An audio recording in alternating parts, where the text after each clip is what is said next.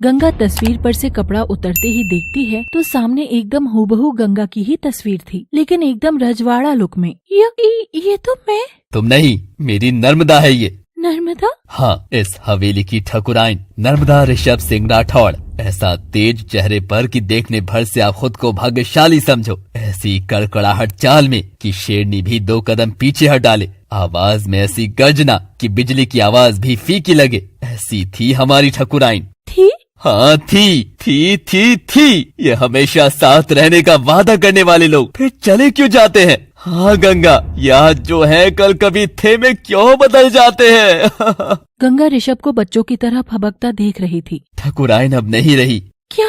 कब? कैसे? मैं तुमको यहाँ मेरी बीवी की कुंडली बताने नहीं लाया हूँ गुरुजी, इसे पूरा मामला बता दीजिए। मैं अब इस लड़की के सवालों से तंग आ गया हूँ। ऋषभ वहाँ से चला जाता है और गुरुजी गंगा को पूरी बात बताते हैं। ऋषभ इस खानदान का इकलौता लड़का है, इसीलिए ठकुराइन का रुतबा भी बहुत बड़ा था। ठकुराइन? हाँ, ठकुराइन सा हमारे यहाँ इज्जत से बुलाते हैं। तुमको ठकुराइन सा के बारे में जानना है ना? मैं बताती हूँ तब का, जब इस घर में इतना सन्नाटा नहीं गूंजता था। ये बड़का कमरा देख रही हो जहाँ तुम खड़ी हो, यही था साहब और मैम साहब का कमरा। दोनों एक दूसरे के लिए मोबाइल और सिम कार्ड की तरह थे। वो क्या कहते हैं पंडित जी, 2 गुर्दा, 1 फेफड़ा, 1 कलेजा, कुछ तो बोलते हैं ना? हाँ, 2 दिल 1 जान, 2 जिस्मों का वो संगम जहाँ आत्मा भी एक दूसरे से जुड़ जाती है। रूह का वो स्पर्श जो एक के दिल की धड़कन दूसरे के दिल में जाकर धड़कती है। हाँ, बरोबर बोली तुम। यही तो था, ऐसे ही थे मैम साहब और साहब, 2 दिल 1 जान।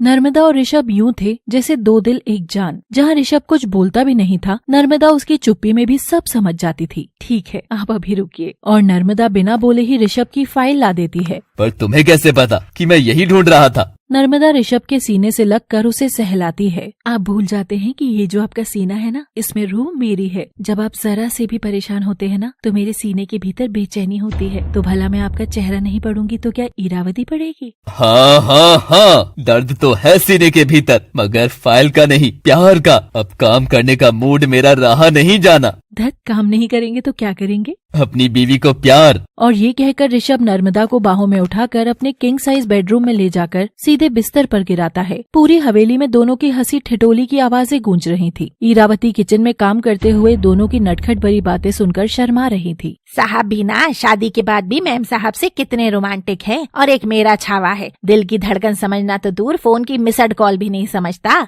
मैं बोली थी कि मेरे में बैलेंस नहीं रहेगा तो मिसड कॉल दूंगी तो तू कॉल करना। दोपहर ढल गई, मुँह का एक कॉल भी नहीं आया। अरे छगनिया, तू समझता क्यों नहीं है रे? इस इरावती के दिल में भी तू धड़कता है रे। तभी नर्मदा के चीखने की आवाज आती है और ऋषभ हंस पड़ता है। बदमाश, चिकोटी क्यों काटी? जाना, फीलिंग्स है ना, कंट्रोल नहीं होती।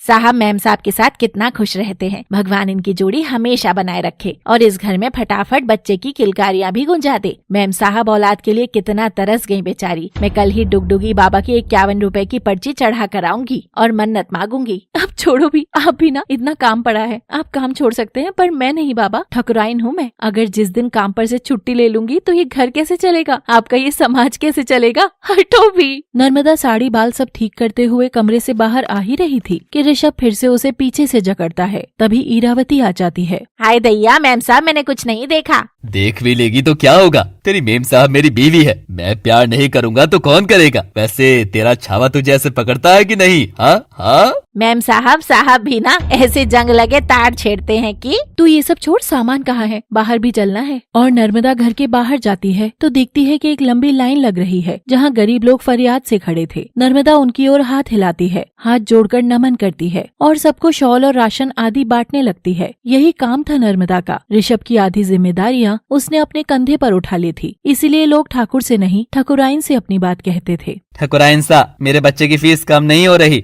इरावती, इनके बच्चे का और उसके स्कूल का नाम पता नोट करो और फीस माफ करनी है ऐसा लिखो। एक मिनट। अब आप सोच रही होंगी थी नौकरानी तो ठीक से बोल भी नहीं पा रही, वो इतना फटाफट लिख कैसे रही है? तो बता दूं कि हमारी ठकुराइन सा को बिल्कुल पसंद नहीं था कि इरावती ऐसी पिछड़ी रहे, तो जब भी उनका टाइम लगता था मुझे पढ़ा देती थी। अब स्टोरी कंटिन्यू। और ऐसे ही नर्मदा सब गरीबों की मसीहा थी, लेकिन ठकुराइन के जीवन का सबसे बड़ा दुख बे औलाद रहना था। नर्मदा बहुत मायूस रहने लगी थी। ऋषभ के हाथ में कुछ भी नहीं था। बड़े डॉक्टर, बाहर के डॉक्टर सब कोशिश कर चुके थे, लेकिन कुछ फायदा नहीं था। यूँ तो ऋषभ के आगे कोई कुछ नहीं बोलता था, पर थी एक जो उसे भी दबा देती थी, ऋषभ की माँ कात्यायनी। अरे क्या हुआ, कोई खुशखबरी आई है कि नहीं? ऋषभ, तू बहू को बिस्तर की कौन सी तरफ सुलाता है? बाई तरफ सुलाता है कि नहीं? माना कर, ये सब टोटके करके ही तू हुआ है ना। और बहू, तू मन छोटा मत कर, अभी तो तू जवान है। दोनों कोशिश करते रहोगे तो हो ही जाएगा बच्चा भी। हो जाएगा, बता कोई सॉन्ग डाउनलोड करना है क्या जो क्लिक करो और हो गया? बुढ़िया जब भी आती है हाय बच्चा करके और अशांति फैलाती है। और एक दिन रोज की तरह नर्मदा उस दिन भी सड़क पर जरूरतमंदों को जरूरत की चीजें बांट रही थी। तभी एक टेम्पो आकर रुकता है। उसमें लोग भरे थे, मगर लोगों के बीच एक बच्चे के रोने की आवाज आ रही थी। उसे सुन नर्मदा व्याकुल हो उठती है। इरावती, देखो जरा, ये कौन बच्चा इतना रो रहा है? और इनको कुछ चाहिए तो दे दो, मुझसे ये रोना नहीं सुना जा रहा। उफ, ये पीड़ा, ये तकलीफ। क्या रे ढक्कन, बच्चा इतना रो रहा है, तू उसे चुप नहीं करा सकती क्या? दोनों आदमी मर्द होकर भी एक बच्ची नहीं संभाल सकते। इरावती के ऐसा बोलते ही गोद में उठाई बच्ची वो औरत खिड़की से बाहर निकलती है। तेरे को इतनी चिंता है तो तू संभाल ले।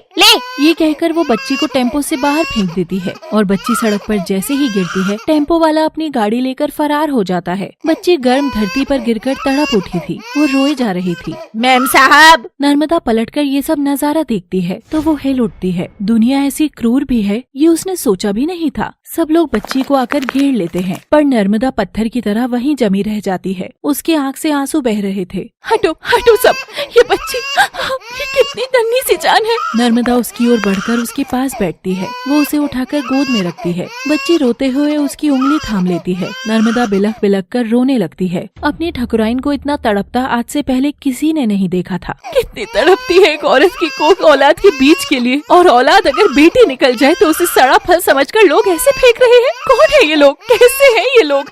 उनके सीने में दिल नहीं है क्या? कितने दर्द में है तू मेरी चंदा, मेरी कुड़िया। मैं कैसे तुझे तेरी माँ ला दूं? तेरी माँ ने ही तो तुझे छोड़ दिया।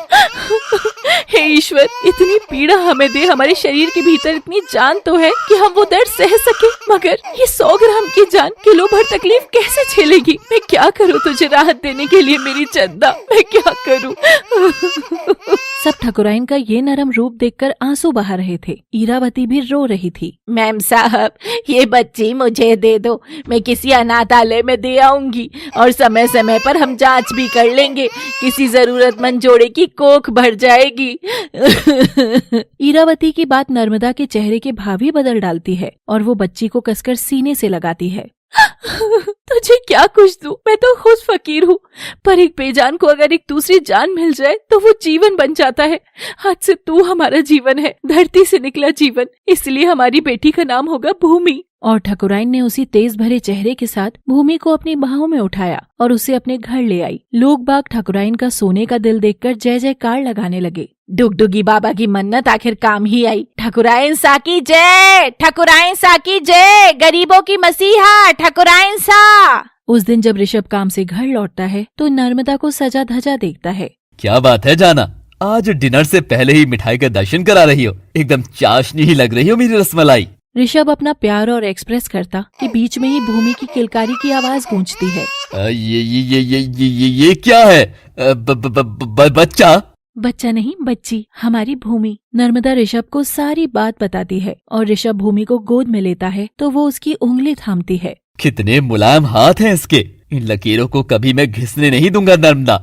हम मिलकर इसकी लकीरों को सबसे मजबूत बनाएंगे ऋषभ। आप देखना, भूमि इस हवेली के इतिहास का रुख बदल देगी। आज तक जो इस हवेली में बाईसाओं की कमी रही है ना, और बस कुंवर सा का बोलबाला रहा है, भूमि अपनी जगह बनाएगी, अपना शौर्य कमाएगी। हाँ नर्मदा, ठकुराइन की बेटी ठकुराइन ही बनेगी। हाँ, बस तुम अब इसे जंग के लिए कहीं भेज मत देना। इरावती बाहर खड़ी होकर ठाकुर ठकुराइन दोनों की हंसी के बीच भूमि की किलकारी भी सुन रही थी। फिर ठकुराइन सा, उनके साथ क्या हुआ? साहब, इन मैडम को तुरंत नीचे बुला रहे हैं। इरावती, कहानियाँ खत्म हो गई हो तो उसे लेकर आओ। इरावती ऋषभ की दहाड़ से कांप जाती है और गंगा नीचे जाने लगती है। तभी इरावती उसे रोकती है। क्या तुम भी मरवाओगी? रुको, साहब ने बुलाया है तो ऐसे जाओगी क्या?